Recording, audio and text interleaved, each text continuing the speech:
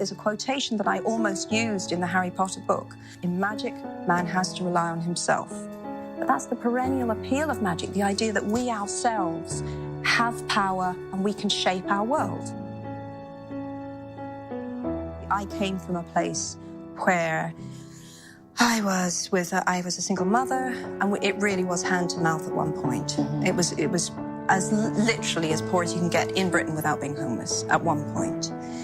If you've ever been there, you will never, ever take for granted that you don't need to worry. Never. I had a very, very tiny baby, and then I walked straight into poverty and depression.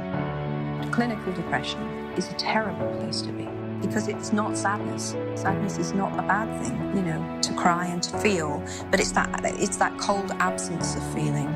It's even the absence of hope that you can feel better. That really hollowed out feeling, that's what the dementors are. Poverty entails fear and stress, and sometimes depression. It means 1,000 petty humiliations and hardships. Climbing out of poverty by your own efforts, that is something on which to pride yourself. But poverty itself is romanticized only by fools. What I feared most for myself at your age was not poverty, but failure. Ultimately, we all have to decide for ourselves what constitutes failure.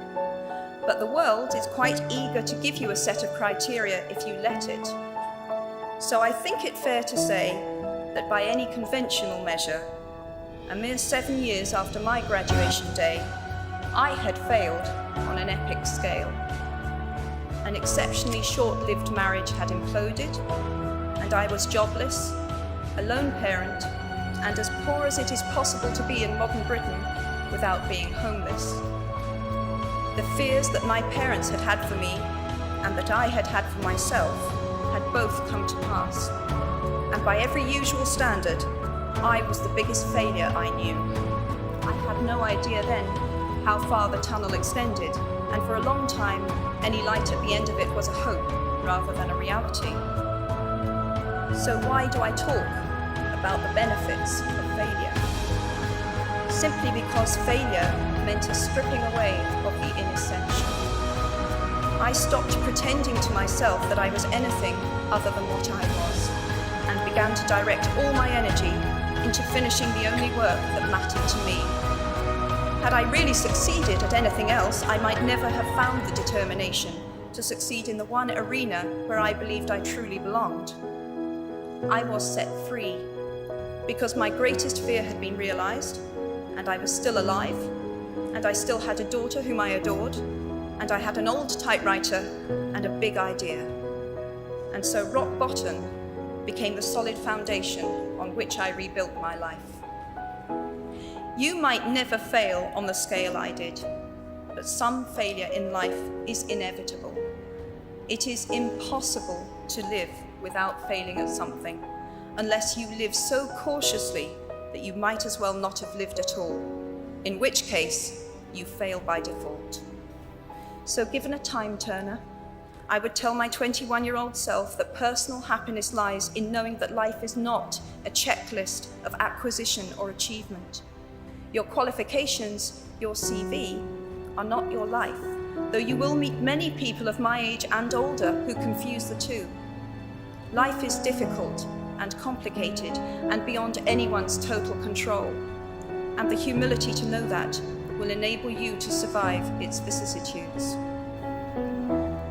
Unlike any other creature on this planet, human beings can learn and understand without having experienced.